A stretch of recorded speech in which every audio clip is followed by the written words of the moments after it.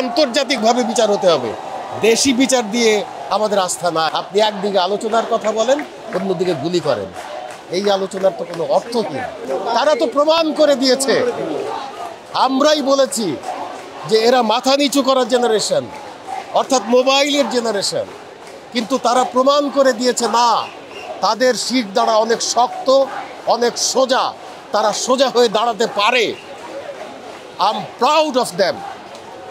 আমার তাদের জন্য গর্ব হয়। এটা তো জুতা মেরে গরু দান। এতগুলি মানুষকে আপনি মেরে ফেললেন, তখন আপনি বসলেন না, এখন বলছেন আপনি বসবেন।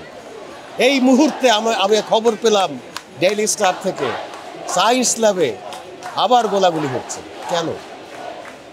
আপনি একদিকে আলোচনার কথা বলেন, অন্যদিকে গুলি করেন। এই আলোচনার তো কোনো অর্থ কি?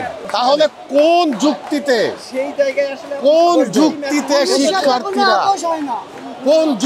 শিক্ষার্থীরা আলোচনায় বসবে? আমাকে বোঝান। আমি তো এই জেনারেশনের ছেলেপেলেদেরকে অনেক মেধাবী মনে করি, আমাদের চাইতেও মেধাবী। ঠিক, কারণ ওরা জন্ম থেকেই কম্পিউটার দেখেছে। আমি কম্পিউটার দেখেছি অনেক পরে, আমাদের সময়গুলো তারা পার করে আসে নাই, তো সেই অভিজ্ঞতা তো তাদের আগে থেকেই হয়েছে। এটাই আমি মনে করি। ওরা আধুনিকতার সঙ্গে জন্ম হয়েছে তাদের, সুতরাং আধুনিকতার সাথে তাল মিলিয়ে চলা তাদের জন্য কঠিন না, আমাদের জন্য কঠিন।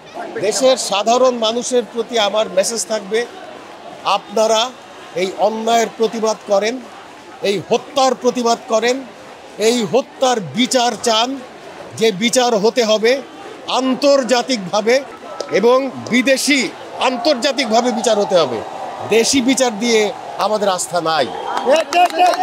মানুষকে বলবো, আপনারা নেমে আসেন, আন্দোলনে শরিক হন, এবং সরকারকে আমি বলবো এখনো সময় আছে, ছাত্রদের সঙ্গে আপনারা একটা আপোষ মীমাংসায় আসেন, আর রক্তক্ষয় করবেন না, আর একটা গুলি চালাবেন না।